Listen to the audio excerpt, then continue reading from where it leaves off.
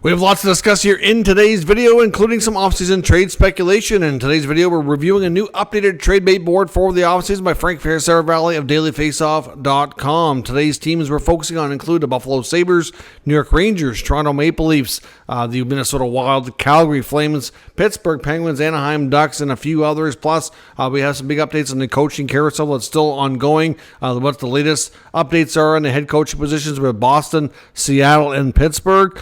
Plus, we have some signings to discuss here today. We have an update as well, one we're going to hear from GM of the Leafs, Brad Treliving, to get an idea what their offseason plans are. Plus, of course, we have more going on with the Stanley Cup playoffs. A lot more coming up next.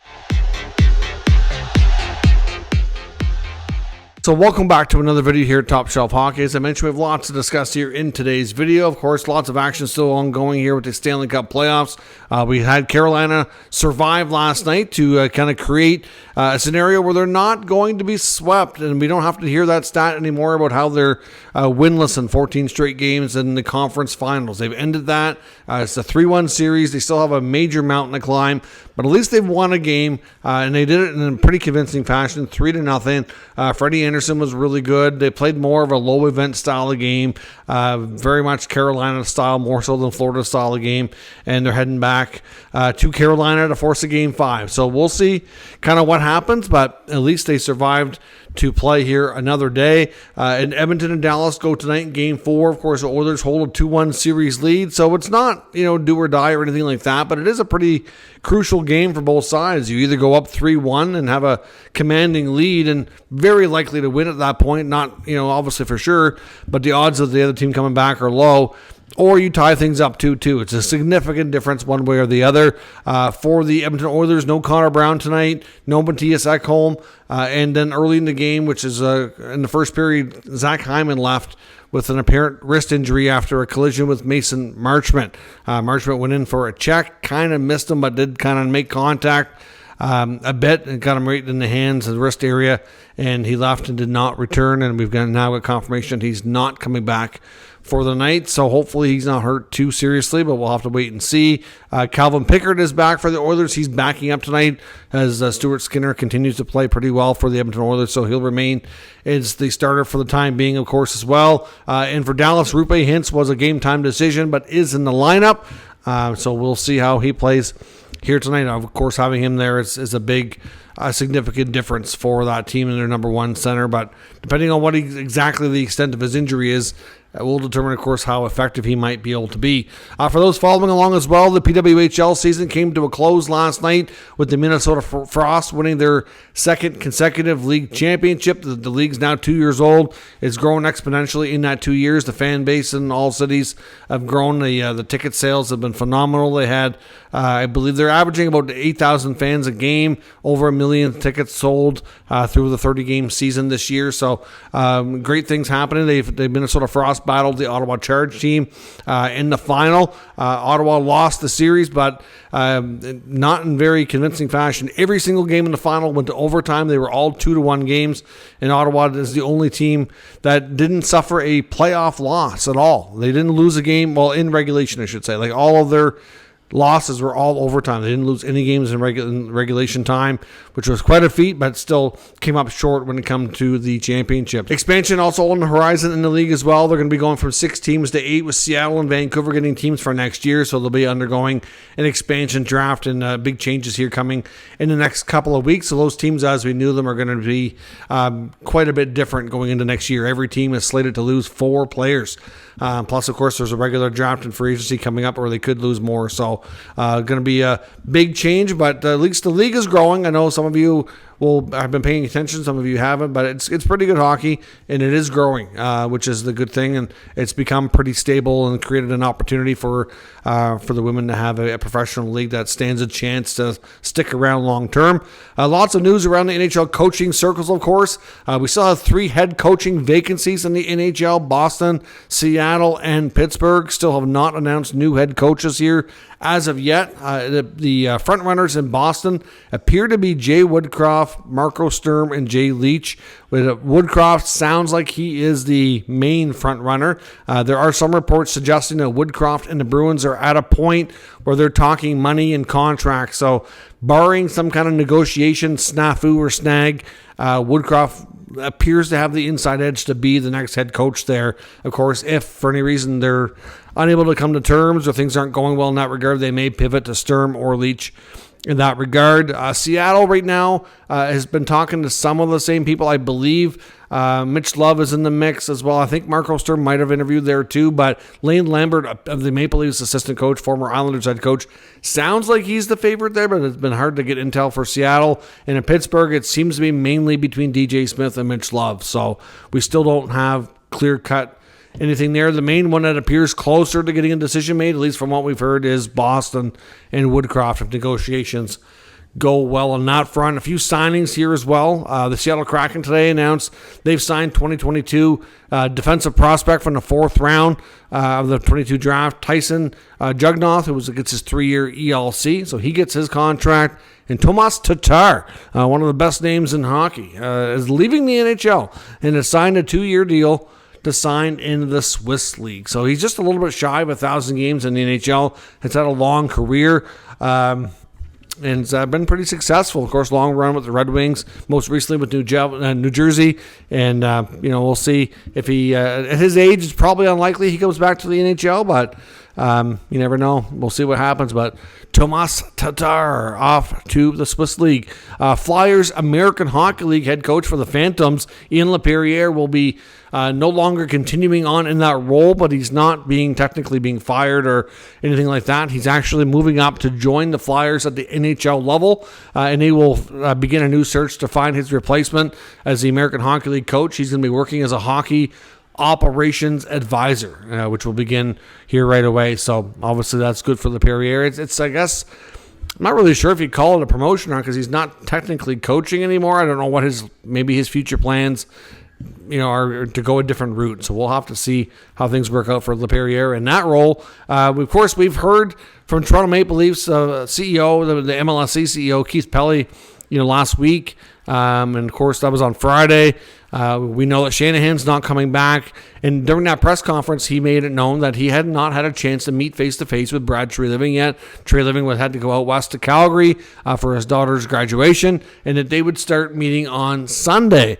Of course, since then, he has had multiple meetings now with Pelly and Treliving together. Brad Treliving will speak to the media at 10 o'clock Eastern time Thursday. Hopefully we get a bit of a understanding of what we can maybe expect from the Maple Leafs. I know he's not going to talk too much about, contract negotiations or anything of that nature, but it may give us a glimpse of what we should expect, especially in terms of where we heard about streamlining the front office and maybe other moves. We know Treliving and Berube obviously are safe in their jobs, but what other changes are there going to be within the organization? To mention as well, we want to get into some off-season trade speculation. Daily Faceoff's Frank Saravalli updated a brand new trade bait board. I believe it was his first new one of the full official off-season. Now that most teams are in off-season mode, it's a little bit easier to get an idea and some intel around what teams are thinking, what they might be doing. And he's got a very interesting name in the number 1 spot on the top of this trade bait board, and it's Buffalo Sabres young winger J.J. Peterka. Now, we've heard Peterka's name in the rumor mill before, but a lot of the rumors around Peterka were kind of downplayed by the Sabres organization and Kevin Adams himself. Adams even went out of his way to say he didn't want to trade him, and I don't really blame him. But according to the article and the notes here from Saravalli, he says that GM Kevin Adams said he didn't want to trade him, but the sense is a change of scenery is in order. Now, multiple teams have put together significant offers for the Sabres to consider at the NHL trade deadline, but ultimately the Sabres did not pull the trigger. Now, some of those teams have already made other moves and pivoted away in other directions, so there may not be quite as many suitors, but he is a young player with a ton of potential. He's obviously continued to grow as a goal-scoring winger, and you have to think that if teams know he's available, that it's going to pick up for sure. And if they were made significant offers before, it's bound to happen here again. I mean, Adams is in a tough spot. We know he wants to make hockey trades. He doesn't really want to make trades of, for future assets. He needs pieces that are going to help today, not tomorrow, not next year, not 2 years from now. So, is it possible we see trades that might involve first-round picks or top prospects? Maybe, but if that's the case, then I would suspect that, you're going to see him try to take those assets and flip them to another team, or maybe it's a 3-team deal. But at the end of the day, the Sabres need pieces that can help them now. And not only are they under pressure for the fans who have been waiting 14 years for playoffs, I'm sure Kevin Adams is under a lot of pressure to keep his own job. And if they don't make playoffs this year, I highly suspect that the odds are high that he is removed as GM. Now, I'm not sure that he'd get fired, to be honest. He seems to have a really good long-term working relationship with the Pagulas. So maybe he'd be reassigned to another role or something of that nature. It's hard to say, but I don't think he'd be the GM anymore, which is probably a fair statement. Now, Peterka is an interesting guy. Like I said, he's still young, controllable asset, could sign a long-term deal, and is very talented. I know when he was, of course, he's a German-born player as well, played very well with Tim Stützle. They were World Junior line mates and had lots of great plays and some magic together. I know there was a lot of Sens fans hoping, because it was in the same draft, same age as Stützle, that when they drafted Timmy so high, that there's a lot of hope that they would take Peterka as well, maybe in the second round, and they opted not to. I mean, there were some other good players that they got in that draft as well. Ultimately, it was a really good pivotal draft for the Sens, but the thoughts of Peterka being a player there that, obviously could be another one, but, I'm not sure. There's lots of teams that are going to probably inquire about Peterka. We'll see, but the way he says change of scenery is in order, I kind of get the sense that maybe what he's implying at is that the player might prefer a change of scenery. There's some that talk about, that even though he hasn't been there more than a few years, that just the culture of losing and everything might be getting to him a little bit. And we'll see. Obviously, a good player, you can get a good return, but it's going to be an interesting one to watch for sure. Number 2 on the list is Chris Kreider of the New York Rangers. Obviously makes a point to say that there's if Chris Drury, we've seen how he's handled things in the last couple of years. If he wants to do something bad enough, he is going to find a way to do it. And the belief is Kreider is certainly a player that they want to move. So it's highly expected they're going to figure it out. We've seen multiple insiders link the Maple Leafs as being a potential destination, mainly and only if Mitch Marner doesn't return. If he leaves during free agency and they want to bring in a couple of new type of wingers to provide some goals and some offense, that maybe he's a guy they target. Obviously has a long career, a couple of years left on his contract. Good skater. I know last year there were times when his effort was questioned, but there was a different kind of circumstances going around the team as well. So we'll see. But Kreider, highly likely to get moved according to Sarah Valley. Number 3 on the list is Marco Rossi, the Minnesota Wild. We've talked about him a few times and how the young centerman is due for a big pay raise, and it seems like the Wild would prefer to get a different kind of player. Obviously, a bunch of different teams out there would benefit from Rossi's services. I have to think teams like, we've heard about Montreal, but as I said before, do they need another smallish forward? So, Montreal's a team. We've heard maybe the Islanders, they're going to be doing some rebuilding or retooling, I should say. The Kraken are always a team looking to add young talent. And there's a number of other teams. You look to Chicago, you look to San Jose. Any of the rebuilding teams would probably be interested to some degree in this guy as well. Bo Byram comes in at number 4, another Sabres player. Obviously, he's been eligible for a contract extension since he arrived after getting traded from Colorado for Casey Middlestat, and he's never gotten one done. So, the question here from Sarah Valley says, what is the plan for Byram? It seems like they've never really had a good plan. They've not come to any kind of contract agreement on an extension. We've heard reports that Byram had requested a trade, even though his agent has denied that. I think it's just the language, to be honest. I think it's a scenario where he probably have said maybe something along the lines of, open to it, wouldn't have a problem with it, those types of things. And that's not officially asking, and sometimes they deny things. But like I said, agents and players, they're never going to tell you 100% what they had for conversations. I mean, it impacts the leverage sometimes, so you're not going to really get details for sure. Number 5 is Predators forward and former Conn Smythe winner Jonathan Marchessault. After a tough year in Nashville last year, He's got 4 years left at $5.5 million. Multiple-time 30-goal scorer in his mid-30s. Doesn't take well to losing. So we know that the Predators are probably regretting some of those contracts they did. They're going to have a tough time moving them. But the Marchessault contract appears by many to be the more likely one to be moved. Obviously, he's going to have some say in where he goes, so they'll have to work with him if this is a scenario that they're going to go down. But the feeling is the Nashville Predators need to get younger in a hurry, and they definitely need to kind of reshape this team, and maybe adding all these aging veterans wasn't the best move. Obviously, it didn't work out this past year, so look for Marchessault to maybe be the one that ends up going. And according to Sarah Valley, he's the most likely amongst that group of Predator players. Number 6 is Rasmus Andersson in Calgary, who we've talked about a few times before as well. Obviously, Andersson entering the final year of his contract. Like I said before, I know Calgary likes Andersson. He likes being there. Pretty good top 4 defenseman, especially on the offensive side of the puck. But I'm not sure it makes total sense for the Flames to re-sign him. So look for him to possibly be traded this summer.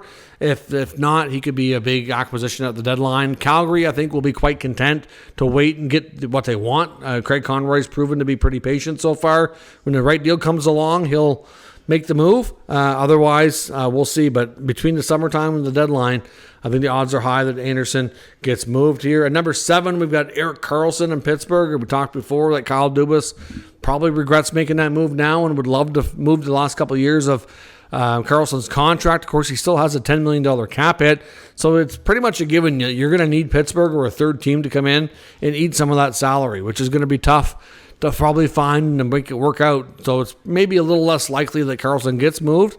I don't think there's going to be too difficult of a time finding teams that are interested. It's the big tough part here is going to be the money.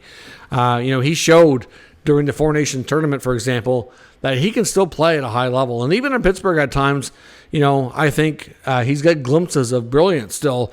But, the losing can be a major detractor to motivation. And, we'll see what happens. But Karlsson, to me, in a team that has a chance to win, could be, maybe a missing ingredient for somebody. Hard to say where exactly he ends up going. Number 8, he has down as Connor Murphy in Chicago. With all the talent they have coming in, might be time for another veteran defenseman to move. Murphy might be.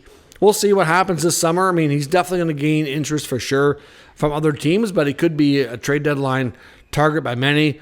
John Gibson of the Ducks is number 9. We've talked about a few teams that are likely going to be in the goaltending market, including his hometown of Pittsburgh. Between Pittsburgh, if they can make the other moves, they will, because they have to move Jerry, which is going to be tough. But Pittsburgh, maybe Columbus. There's going to be a lot of teams in that area that could be looking for a goaltender, and Gibson just might be the guy. His contract's not far from expiring, so it finally should be something that happens. At number 10, we've got K-Andre Miller of the New York Rangers. Belief is that with the contract that he's going to be looking for, the Rangers may not sign him. They may look to trade him instead. They have a tough decision here to make and decide if they're content to give him the money in the contract that he's going to be looking for, or would they want to continue shaking up that blue line, which is something they've been kind of working on here through the bulk of last season as well.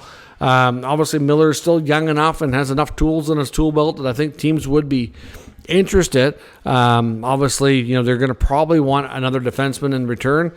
So it probably, if they pull off a trade, very well could end up being a swap for another D-man. But like I said, there's a lot of debate on whether or not he's going to get signed or whether or not he's going to end up being traded. So it's going to be a very interesting one to take a look at. Of course, this article goes a lot deeper, but for tonight, I want to focus on the top 10. Obviously, like I said, I was quite surprised to see Sabres winger JJ Peterka at number 1. Give me your thoughts on where do you think some of these players are most likely to end up going, and we'll talk about it further in the comments. If you're new to the channel, of course, make sure you subscribe and stick around. Going to be lots of updates coming here around the 2025 NHL draft, lots of trade talk, all kinds of info posted here daily on the channel, so make sure you subscribe and stick around. Thanks for watching. I'll catch you next time.